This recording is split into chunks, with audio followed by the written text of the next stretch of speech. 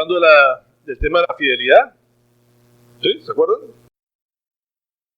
Y la confiabilidad de llevar la palabra. Es un texto que aparentemente está dedicado a la parte del ministerio, de los pastores, pero como dijimos, todos somos parte del ministerio. Esto no es solamente para los que se paran aquí al frente, ¿cierto? Sino para todos. Todos tenemos el ministerio de compartir la palabra, de enseñar. Y veíamos, hace 15 días hablábamos del servicio, y hace 8 días hablábamos de que ese servicio debía ser para encargado a personas fieles o confiables. Y eso no solamente es en el ámbito, como decíamos a veces, eclesial, y el secular, como que lo dejamos a un lado porque nosotros somos espirituales donde nos movamos. Entonces, es importante que seamos fieles tanto para llevar la palabra como para andar en la calle, en los negocios, en toda actividad debemos ser fieles y dignos de confianza y demostrar eso. La pregunta es, ¿hasta cuándo somos fieles? Siempre, ¿no es cierto?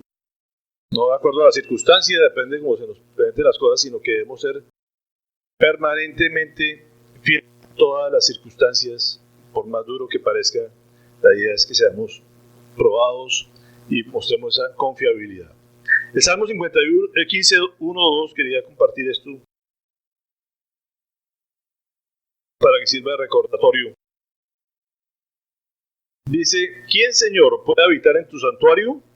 ¿Quién puede vivir en tu santo monte? Solo el de conducta intachable, que practica la justicia y de corazón dice la verdad. Y pasa el 4b, dice que cumple lo prometido, aunque salga perjudicado. Y eso es importante, como lo decía David, una persona que fue fiel, a pesar de que tuvo errores, pero siempre pedía perdón y intentaba ser fiel.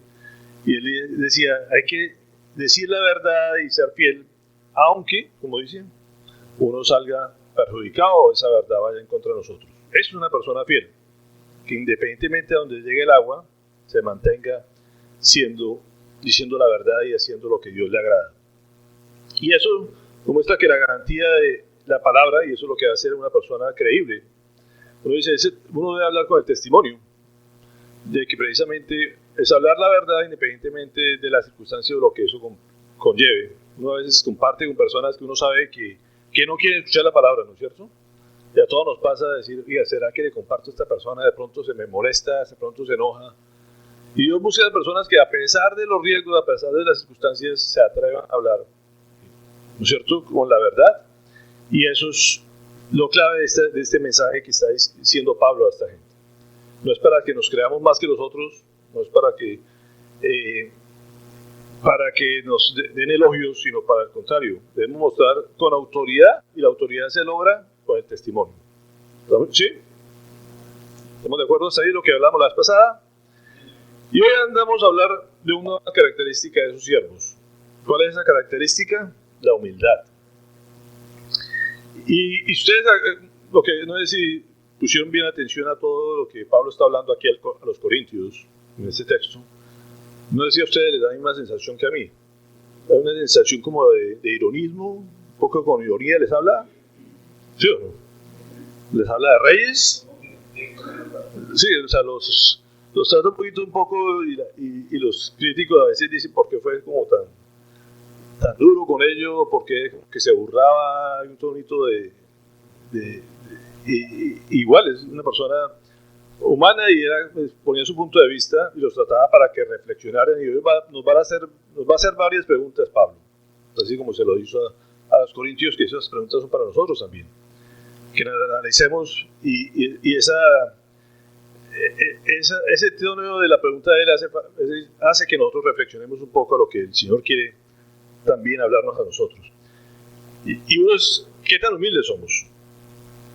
Porque precisamente cuando logra cierto éxito, como la gente dice, desafortunadamente hace que la gente se crea que es utilizada o que tiene un papel especial ante la obra de Dios o ante las personas, y por eso debe merecer elogio.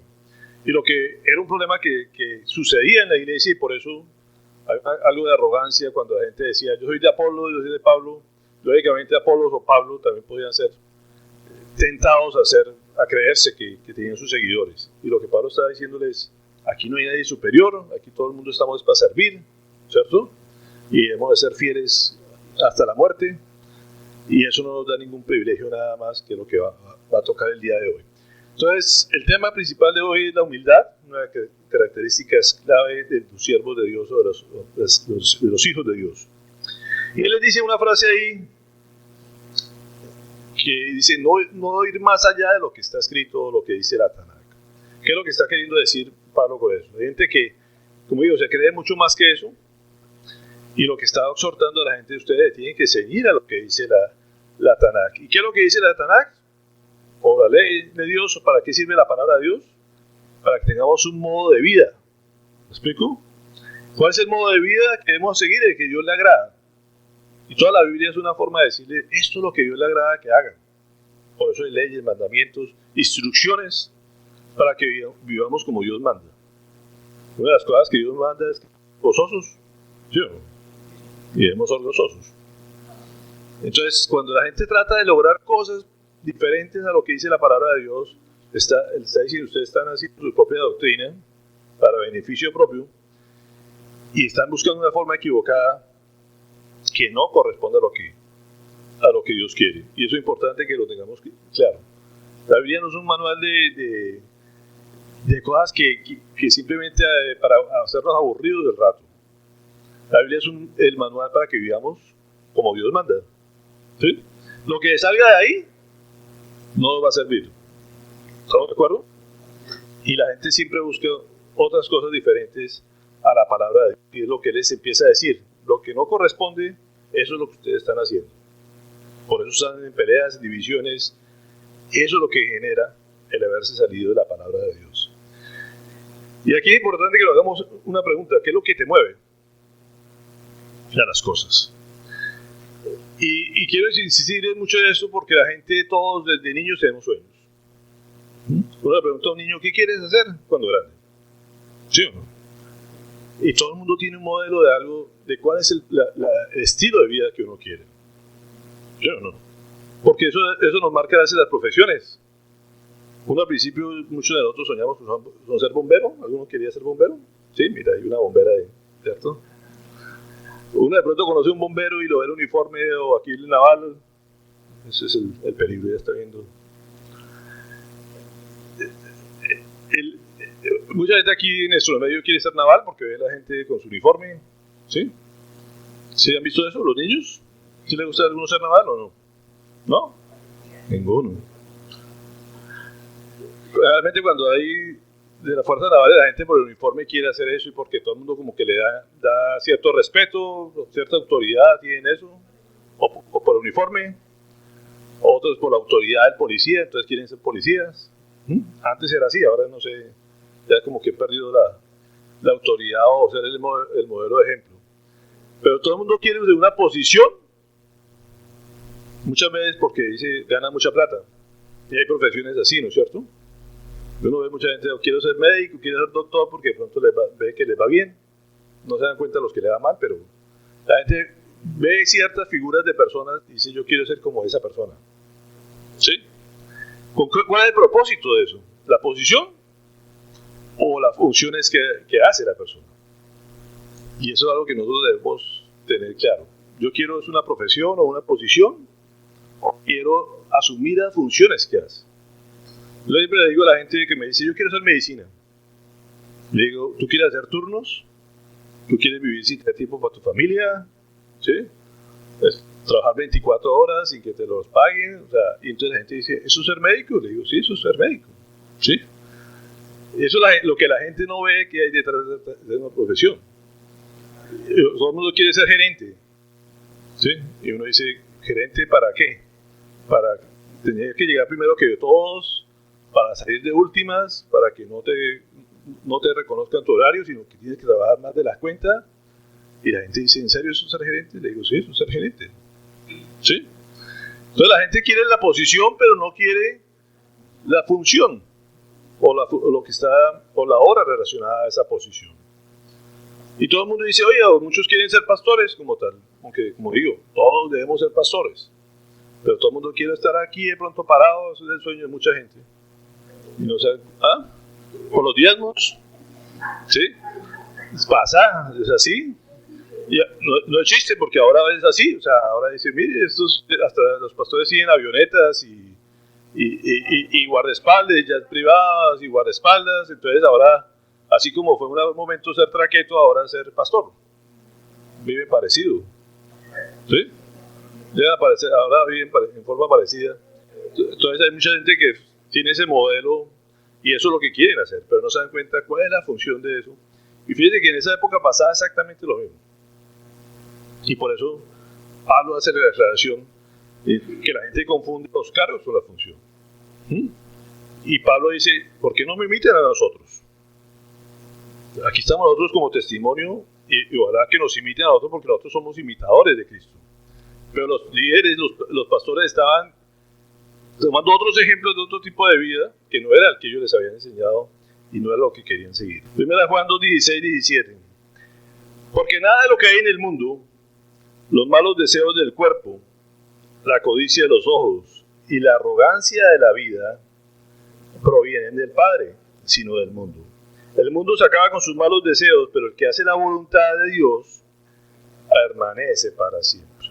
Me parece un texto sacado de Pablo, pero no es de Pablo, pero va está en el momento oportuno para hablar del tema. Porque precisamente cuál es lo que la gente buscaba, la arrogancia, el aparecer, el figurar, ¿no es cierto? Y dice la palabra de Dios que eso es del mundo. El que verdaderamente quiere hacer la voluntad del mundo, el que quiere hacer la voluntad de Dios, es el que permanece para siempre. Lo demás pasa. Todos los famosos, todas las cosas, se le pasa el cuarto de hora de fama y después vuelve a ser igual o peor que el resto de gente, ¿cierto? Pero el que hace la voluntad de Dios, ese va a permanecer para siempre. Y le hacen una pregunta, como digo, un poco irónica, que le dice, ¿ustedes qué los distingue de los demás? Yo digo, si a uno nos preguntara a nosotros, ¿qué nos distingue de los demás? Como digo, la gente reconoce a la gente porque es famosa, porque aparece en las páginas sociales, ¿sí? Pero como digo, después de que le pase el cuarto de hora, nadie se acuerda de las personas. Yo estos días miraba algún periódico, hablaba de artistas famosos de su época y uno dice, ¿de verdad qué pasó con esa gente? ¿Cierto? Estos días estaba pasando al Culebro Casanova y uno decía, oiga, ¿en serio el Culebro tan famoso que era? Y nadie se ha preguntado ni en qué está, si se murió, está vivo. Ya uno dice, ya murió, pero si uno no lo vuelve a recordar, nadie volvió a aparecer. Quedan perdidos en el anonimato. Y pasa una generación y uno dice el Culebro, y los muchachos dicen, ¿cuál Culebro? No tengo ni idea quién es el Culebro, o sea, ¿sí? Y que era un cómico y que no sé qué, y era famoso y todo el mundo lo quería. Y los artistas tienen eso, ¿no es cierto? Pasa el cuarto de hora y nadie lo vuelve ni a saludar. El día que no los contratan, hasta ahí llegó el tema. Y eso es lo que está diciendo Pablo, dice, ¿quién te distingue? Yo le digo, oiga, qué delicia que el Señor, nuestro Padre, nos distingue en medio del anonimato. Está pendiente de nosotros. Y es lo que él dice, no déjese de preocuparse tanto por figurar aquí, ¿sí? Dentro de la iglesia, dentro de sus actividades, dejen tanto de figurar, más bien sean humildes y es la pregunta que hace, ¿qué se distingue de los demás? Pero después les hace una pregunta todavía más complicada. ¿Qué tienes que no haya recibido? Y eso a mí me hace reflexionar. Dice, ¿qué te crees? O sea, ¿tienes un talento? Tú lo formaste, ¿no? Se lo dio Dios, ¿cierto? ¿Tienes una propiedad de la cual te enorgulleces? ¿Quién es tuya? Te la dio Dios, ¿cierto? ¿Tienes una habilidad para hablar? Mañana te la puede quitar Dios, ¿no es cierto? Y a veces nos preocupamos por eso, por la figura, para llamar la atención o quién sabe cualquier propósito. Y uno dice, ¿eso te enorgulleces? O sea, y uno dice, ¿de qué te enorgulleces? Primero todo. Que a veces nos enorgullecemos de cosas. Como si nosotros fuéramos los creadores de eso, los que hemos formado eso. Nos pasa a todos, creo, ¿no es cierto? Los títulos que hemos logrado, el trabajo que logramos, no sé, la esposa que tenemos, todo lo que uno logra como una conquista, como una cosa, dice, ¿de quién vienen? ¿No es de nuestro Padre que nos lo regala? Y eso es una cosa que tenemos que tener presente todo momento de nuestra vida. Porque cuando uno pierde ese norte, es cuando aparece el orgullo. Y la gente dice, mire lo que hice, mire lo que logré. Tan fácil como un título universitario, que casi no llega al 2% de la población mundial tener un título universitario. Y uno sale y foto, ¿cierto?, del cuadro, del diploma, con su profesor o con sus padres, ¿no? Y mire lo que logré. ¿Sí? ¿Lograste? ¿Y quién te dio la habilidad para leer? ¿Cierto? ¿Quién te dio la inteligencia para que captara las cosas, para que pasara los exámenes? Los recursos que costó la universidad. Todo, absolutamente todo viene de Dios. Entonces uno dice, ¿de qué te crees? ¿Sí? Lo único que tienes que hacer es, entre más tienes, más agradecido debe estar. Y más humilde debe ser. ¿Cierto? ¿Por qué? Porque todo viene por gracia. Todo es un regalo de Dios. Siempre le digo a tus hijos, ¿quién te puso a escoger a ser en esta familia? ¿Sí? Nosotros nos escogimos. ¿Sí? Uno nace en una familia donde Dios quiso que uno naciera. Y aquí mismo podíamos haber nacido en el barrio más pobre de Cartagena. ¿Y quién hubiera definido eso? ¿Dios? Entonces las oportunidades que tienes no eres por tus habilidades ni nada, sino simplemente porque Dios lo quiso así. Todo, absolutamente lo que tenemos, y tenemos mucho más que otros, pero esas cosas las tenemos porque Dios quiso que fueran así. Y es lo que le está diciendo a ellos. ¿De qué se creen ustedes los corintios?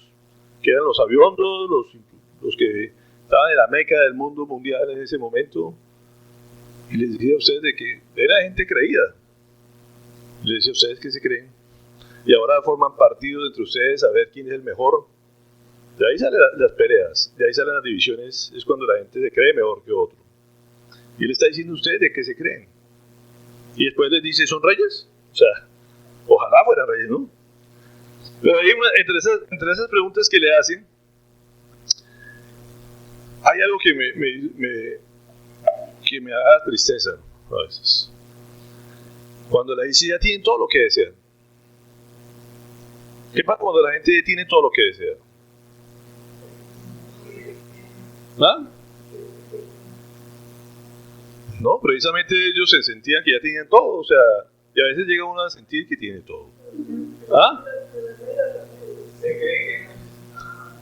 Esa es una de las cosas, porque el Señor siempre nos dice, deben desear cosas superiores. No es malo desear cosas superiores, ¿cierto? Pero agarrados de la mano de Él. Y uno no se debe cansar de pedir. Siempre, cuando uno tiene metas, se mueren. O sea, no hay sentido de la vida. Y uno siempre debe desear cosas superiores. No con el propósito de que uno sentirse más. ¿Me explico? Precisamente el que se siente más, el que ya logró lo máximo, es lo que dice, ya que logré lo máximo, no hay nada que me ande que era lo que le pasaba a ellos.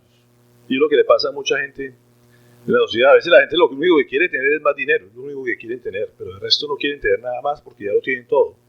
Pero cuando se acaban los sueños, la gente se queda en un lugar previo a la muerte. ¿Sí? Esa es la realidad. Yo digo, oiga, que yo quiero soñar y quiero salir de hoy y hacer cosas y quiero seguir en actividades y ser útil para el Señor. Y es un deseo que todo el mundo debe tener. Pero cuando la gente dice, ya hice todo, ya para qué, yo soy lo que soy, me creo mucho por eso. Es lo que le pasaba a esta gente, era eso. Se creía que habían logrado el máximo y que era lo máximo y ya no tenían nada que desear. Y es un estado muy peligroso. En cambio, el que es humilde dice, yo estoy aquí dispuesto a lo que Dios me manda. Los grandes hombres de Dios lo que dijeron fue, heme aquí, Señor, úsame. Pablo mismo lo hizo y nunca se imaginó que lo fuera a usar como el cuadro que mandaban ahí, de decir, oiga, estoy sin ropa, estoy sin comer, no tengo nada, pero estoy en las manos de Dios y estoy en la obra de Él. ¿Cierto? Y si me manda a moverme de aquí, me muevo, porque es para donde Él me lleve. Y qué rico sentirse usado por el Señor. Pero cuando dice, yo ya hice todo, no necesito de nada, no necesito de nadie. Y eso es lo que este pueblo estaba, y lo que mucha gente hoy está, creyendo que ya son lo máximo y no están dispuestos a que Dios los use. Entonces, ellos tenían todo lo que deseaban aparentemente, pero no era cierto. Y esto es importante que lo tengamos en cuenta, porque cuando Dios te da más, lo haces para que sirvamos más. ¿Me explico? Ese es el propósito de Dios. Cada vez que Dios nos da algo, como les decía, cada vez que nos bendice, es con el propósito que bendigamos a otros. Y siempre he dicho, se los da a los buenos administradores y a los administradores agradecidos, fieles y agradecidos. Porque el que es agradecido es porque es humilde. ¿Me explico? Cuando la gente dice, se le olvida darle gracias por la salud, ¿sí? Es porque se le olvidó que estar sano no es una cosa generalizada. Y cuando vivimos en medio de enfermedades, como nosotros los médicos, que vemos todos los días de gente enfermo, uno aprende a darle gracias a la salud. ¿Sí? Porque la salud no depende de nosotros. La salud nos la da Dios también.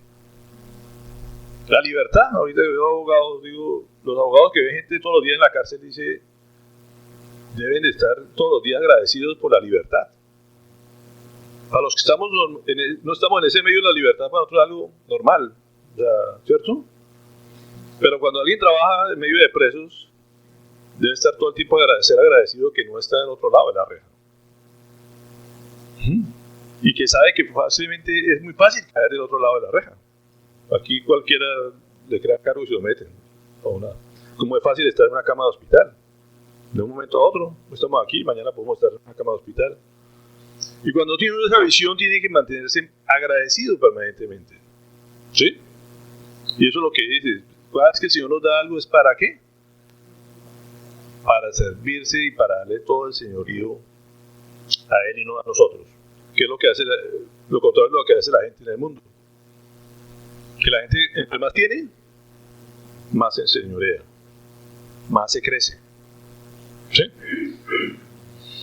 Y les vuelvo a preguntar, ¿ustedes son reyes? En forma irónica. O prisioneros. ¿Sí? Él decía, nosotros somos prisioneros, ustedes se creen reyes, ojalá fueran reyes para que nosotros también fuéramos reyes, le dice Pablo un poco, ¿sí o no? ¿Sí? Pero nosotros somos prisioneros de Cristo. Pablo la pasó gran parte de su vida y las mejores cartas que hizo, que tenemos hoy, que leemos, la hizo desde la cárcel. ¿Sí? Un hombre de Dios dedicado a la obra de Dios y se la pasó casi toda la vida de servicio en la cárcel. Y los otros afuera libres, pero la tiraban de reyes. Así se creían. ¿Sí? Entonces, y yo creo que así nos pasa a nosotros. O sea, digo, ¿qué tal nosotros de reyes? ¿Hasta dónde seríamos fieles? Y por eso preguntaba, ¿hasta cuándo somos fieles? ¿Somos fieles en la cárcel? ¿Somos fieles en una cama de hospital? ¿Sí? ¿Somos fieles en pobreza económica? La gente nos traiciona, ¿somos fieles? O sea, a seguir confiando en Dios. Y eso es lo que Pablo les quería decir. Ustedes afuera se las tiran de reyes, o sea, porque se creen mucho cuando nosotros somos prisioneros. Y les dice una frase que no puede pasar desapercibida. Ustedes somos un espectáculo, ustedes tratan de hacer que seamos un espectáculo, pero nosotros somos los últimos del espectáculo. Cuando habla de espectáculo se refería a lo que hacía en esa época, en este medio romano, este imperio romano, que era el circo romano. ¿Sí? Y los reyes eran los de las tribunas, donde iban allá a divertirse viendo morir cristianos. Pero decía, nosotros los cristianos, y yo sería el último de la fila, o sea, no solamente un preso que lo llevan al circo romano para distraer a la gente, ¿sí? Para eso es lo que terminaban sirviendo los romanos de distracción. Pero yo debería ser el último de la fila. O sea, que menos derecho tiene de todo esto. Ni siquiera para ser una víctima más. ¿Me explico? Ese era el grado de humildad de Pablo. No era que no quisiera ir al circo romano, lo que está diciendo, todos deberíamos ser somos los últimos de la fila. ¿Sí? Y ya está, a veces nos servimos de distracción hasta para los ángeles. Así lo pone de ese lado. Y después les hace otra pregunta, un poco más adelante, y le dice, ¿somos ignorantes o inteligentes? Porque era otro problema que ellos tenían. Se las tiraba muy inteligente, los sabios, los filósofos, todos eran muy estudiosos. Y ustedes que creen tan inteligentes, o sea, cada vez, yo más bien me considero cada día ignorante. ¿Sí? Yo creo que es algo que todos debemos de eso enorgullecernos, de reconocer nuestra pobreza intelectual, de que nada sabemos, como le decía, hoy lo que sabemos, dentro de 5 años van a decir qué brutos, ¿sí o no? Pero cuando usted ya se que las cree, que se las sabe todas, ya no aspira a nada más porque ahí ya se murió, se va a morir bruto, ¿sí o no? Y eso es lo que le pasaba a esta gente. Se creía mucho, entonces ya no estudiaba, ¿no? Cuando uno tiene esa conciencia de que somos pobres en conocimiento, tiene más deseos de aprender. Y eso es parte de la humildad. ¿Sí?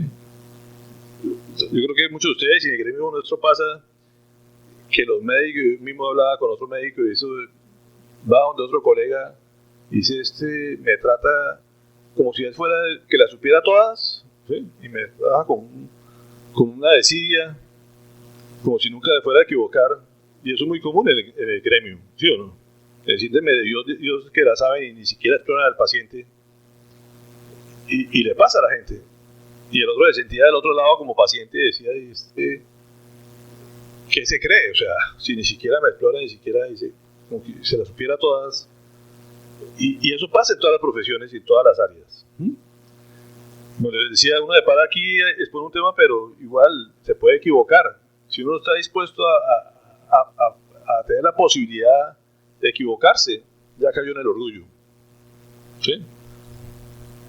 Y los hombres grandes, los verdaderos grandes hombres que hay en la historia, han reconocido las derrotas, han reconocido los errores que han cometido. ¿Sí? Pero cuando pasa es que no, el error fue de los demás, no mío, muestra precisamente lo poquito que es. ¿Sí? ¿Por qué? Porque es por orgullo lo que tiene.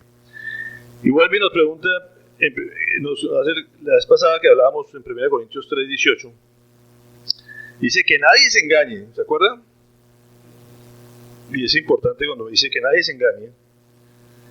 Si alguno de ustedes se cree sabio, según las normas de esta época, hágase ignorante, para así llegar a ser sabio. Entonces, el verdadero sabio es el que reconoce su ignorancia, ¿sí? No el que se la sabe todas. Y eso lo hablábamos también hace unas semanas. Me gusta esa frase de Gene Elliot, dice, no es ningún necio el que da lo que no puede guardar para ganar lo que no puede perder. ¿Sí? Vuelve a decir, ¿son fuertes o débiles? Uno decía, ¿Pablo era fuerte o era débil? ¿Ah? ¿Fuerte? ¿Sería fuerte o débil? También aprendió que era mejor ser débil que fuerte, ¿sí o no? Es mucho mejor ser débil que fuerte. Por eso dices que fortaleza solamente cuando Dios recibe la gloria, porque cuando uno se cree fuerte y que se la sabe puede con todo, ¿qué pasa? Se enseñorea. Hoy precisamente tuve una charla con un colega precisamente que está desesperado porque no sabe qué es lo que tiene. Y después de hablar un rato con él, yo le decía, el problema que tienes es que precisamente tú tienes que tener el control de todo. Y cuando uno tiene que tener el control de todo, es porque está pensando en sus propias capacidades. Y uno no tiene control de absolutamente nada. ¿Qué pasa cuando se dan cuenta de eso? Que empiezan los temores. ¿Sí o no? La gente tiene temores y vive lleno de temores y de miedos. ¿Por qué? Porque las cosas se salen del control. ¿Sí? Y al que conoce también, vamos el área médica, dice, ¿por qué me pasa esto aquí? No sé qué es lo que tengo. Es peor el conflicto al que no tiene ni idea de nada. ¿Sí? Porque gente que estudia, a pesar de eso no sabe ni qué es lo que tiene dentro de su cuerpo. Y eso le da más rabia y eso le da más temor. porque no puede explicar racionalmente qué es lo que le pasa. Y cuando hay más temor, más enfermedades aparecen, porque hay más estrés. Entonces se convierte en un tema de ansiedad, entonces más sobreviene. Yo le decía eso precisamente, tienes que convertirte en ignorante de la medicina. Tienes que quitarte de querer tener el control de todo y quitar los miedos. El día que logre eso, seguramente van a desaparecer todas sus dolencias. ¿Sí? Porque eso nos lleva precisamente, y nos pega en el orgullo, decir, oiga, el médico que se enferme, todavía más el colmo, ¿no es cierto? Cuando uno aprende precisamente de las cosas que no conoce, y muchas enfermedades se han descubierto cuando han sido víctimas de la propia enfermedad, y la estudian y se pueden mirar que si aparece una cura por eso. ¿Sí? Pero cuando ya se cree uno que se las sabe todas, como al arquitecto que cuando se le cae una casa, o se le cae un puente, o se le cae un ingeniero, pues aprende de sus errores, y seguramente se convierte en un mejor ingeniero después, ¿no es cierto? Pero si creía que se las sabía todas y que no tenía forma de error, pues se queda en la frustración y en la amargura, ¿cierto? Porque no puede explicar por qué se le cayó la obra. Y eso es lo que le pasaba a esta gente entonces en los conflictos que ellos tenían por saber quién era el mejor, y vivían frustrados y vivían perdiendo el gozo. Miremos 2 Corintios 12, 8, 9, y podemos entender por qué es mejor ser débil que fuerte. 3 veces le rogué al Señor que me la quitara, pero Él me dijo, te basta con mi gracia, pues mi poder se perfecciona ¿en qué? En la debilidad. Por lo tanto, gustosamente haré más bien alarde de mis debilidades, para que permanezca sobre mí el poder de Cristo. Entonces, cada vez que uno reconoce las debilidades de uno, el poder de Cristo se manifiesta, ¿cierto? Y uno dice, Señor, si yo tengo temor, yo le debo decir, Señor, tengo temor, porque hasta Él lo queremos engañar tapando esas cosas. Y no es malo decir, oye, Señor, me siento deprimido. No es normal que esté deprimido, no sé por qué estoy deprimido. ¿Sí? Pero reconozco que tengo esa debilidad y me estoy deprimiendo. Entonces, en tus manos está, ayúdame. Y al Señor le encanta que seamos honestos con Él, que seamos sinceros y que reconozcamos nuestra debilidad. Porque después, cuando ya no estamos sin depresión, decimos, mire lo que el Señor hizo. ¿Sí o no? Pero es importante que nosotros nos mostremos las debilidades. Pero uno le dice al Señor una oración así como, estoy pasando por un problema como de decaimiento, pero yo puedo salir de esto, tranquilo que yo me las arreglo. Que es lo que habitualmente ora, ¿no es cierto? Entonces, la gente siempre trata de tapar sus debilidades porque a nadie le gusta mostrar las debilidades. Entonces el Señor le quita uno la forma de accionar al Señor, o de trabajar al Señor, porque uno a veces ni requiere reconocer que estamos pasando por dificultades. Y con el Señor le gusta es que seamos sinceros y le comentemos. ¿Sí? Entonces es mejor ser débil que fuerte, ¿no es cierto? Para que la gloria de la lleve solamente el Señor.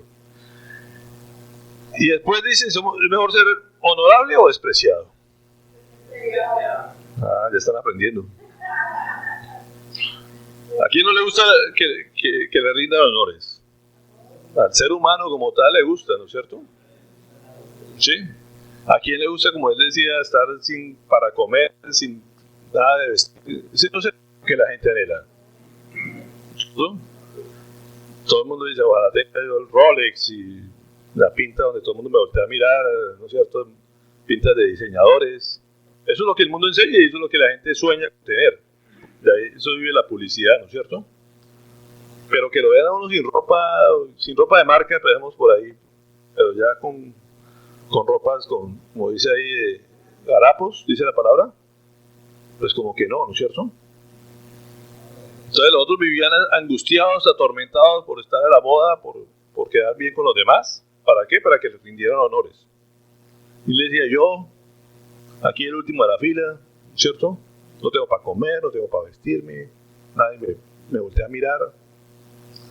Y fíjate cómo empezó la charla. Imítenme a mí, decía Pablo. Y uno decía, pues como que no, ese no es lo que yo quiero imitar. Eso es lo que nos pasa, ¿no es cierto? Y él le decía a los otros, ustedes están buscando su imitación de los hombres, pero para gloriarse ustedes, para llevarse los honores. ¿Y cuál es lo que ellos respondían? Me gusta esta frase.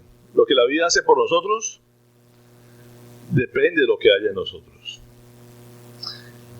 ¿Sí? ¿Por qué digo esto? Porque a Pablo le decían, lo humillaban. Y él decía, ustedes me humillan, yo los exalto. ¿Cierto? Me juzgan, me critican, yo los perdono. Me maldicen, yo los bendigo. ¿Por qué? Porque eso es lo que había en él. ¿Sí o no? Es la abundancia del corazón, habla la boca. En estos días, no sé si fue aquí en el grupo del chat, quién fue que alguien puso lo del regalo de la basura para el mundo. Y es así, o sea, el otro tiene basura y va a ser a el vecino. Y el otro con que le responde con frutas. Y dice, lo que hay en el corazón es lo que cada quien da. ¿Sí? Y Pablo decía eso. A él lo criticaban, lo humillaban, lo torturaban y él lo único que sacaba era bendiciones para la gente. ¿Y qué pasaban los otros? Se la pasaban con sus honores y todo, preocupados por eso, peleando, discutiendo, robándosela, llenos de amargura, porque uno está con una competencia entre ellos. Y Pablo dice, ¿de qué se gozan ustedes? ¿De qué se creen ustedes? ¿De qué se jactan? Si no tienen nada entre ustedes. Aprendan de mí, decía él, que nosotros en las peores circunstancias sacamos lo que hay verdaderamente en nuestro ser, que es agradecimiento, humildad, generosidad. ¿Sí? Entonces, lo que hace la vida por nosotros depende de lo que haya en nosotros. El resultado después de todo esto, ¿cuál fue? Decía, hacemos al versículo 13.